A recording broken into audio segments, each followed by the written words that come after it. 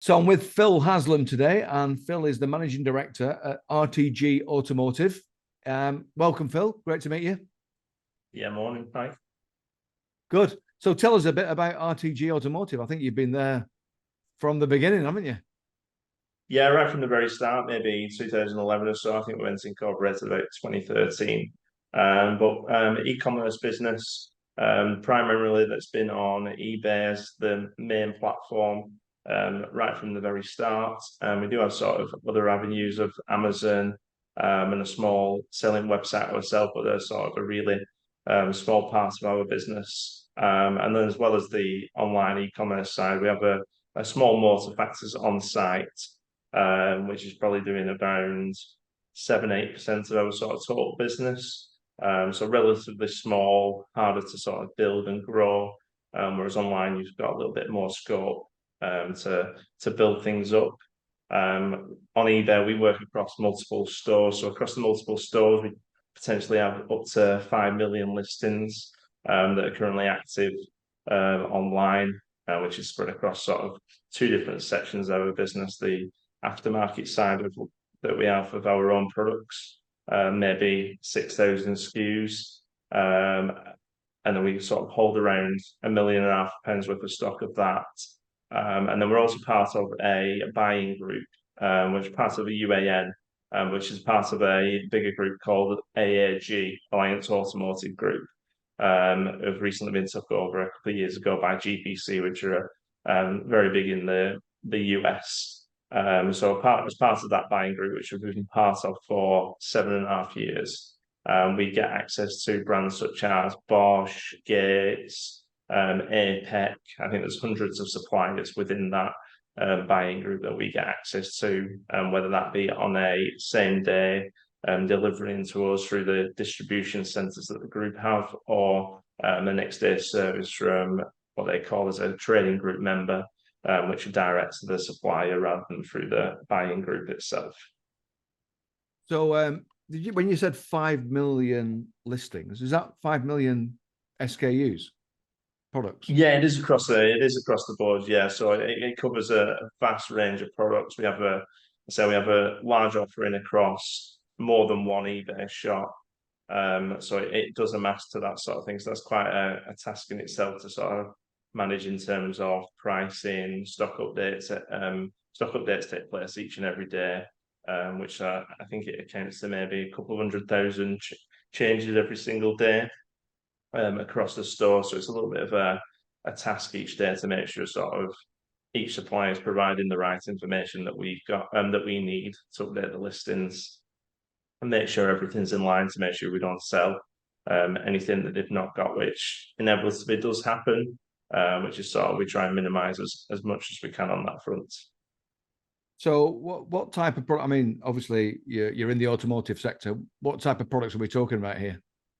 It goes across a wide range, so we're going from braking, transmission, drivetrain, engine management, wipers, wheel bearings. It pretty much spreads across the whole basis. With the amount of suppliers that we've got access to within the group, it does cover a wide range. And then we have our own aftermarket products as well, where we have a few niche products which aren't really a part of anything that the buying group do, because we started the aftermarket side 13 years ago, but we only joined the buying group about 7.5 years ago. So up until that point, we were primarily just aftermarket products ourselves, which is where the most money is in obviously bringing the products in yourself. Compared to the buying group gave us access to a lot of products across a lot of ranges, allowing us to list everything across the platforms that we've got access to. What I often ask is what sets you apart from other organizations within this marketplace? What would you say that is? I would say the advantage from us as a business would be that we have the sort of two sides of the business. We do have the aftermarket side and the buying group. A lot of our competitors on eBay are either UK branded products and part of buying groups and only sell those products, or they are just aftermarket sellers importing the products themselves. Whereas I think over time, because we've been in the game such a long time, I think the barriers to entry to get to the size that we are. Like we're an 8-figure outfit now, or over eBay, just operating on eBay. I don't think at any point someone new could come into the market and sort of make any sort of dents, because our market share is pretty good. We're competitors on pricing across the board, whether it be on our own products or the branded products. We do like to expand our own range. More recently, in the last couple of years, we started sending samples to China, which get made. So generally, we're first to market on some unique products, which gives us an advantage. And obviously, the price gets held at a reasonable mark instead of everyone having the same product from China. And again, it's a race to the bottom.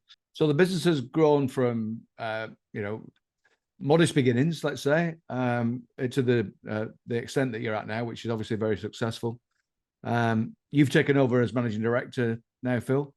What do you see the future holding? What are the challenges and what are the opportunities?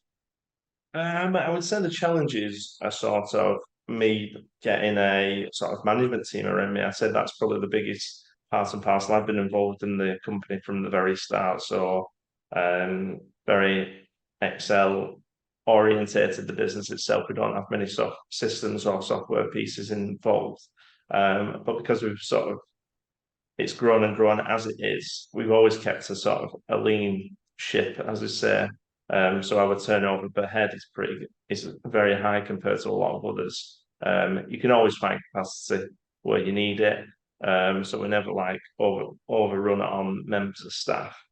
But the management team is definitely the biggest challenge at the moment for me to form. I've always been Lee, one of the directors, is right-hand man.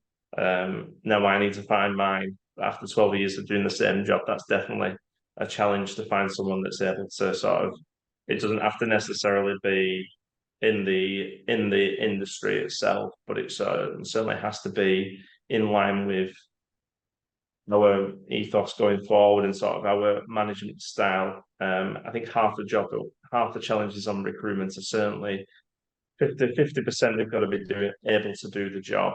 And I definitely said the other 50% is definitely being able to get on with someone.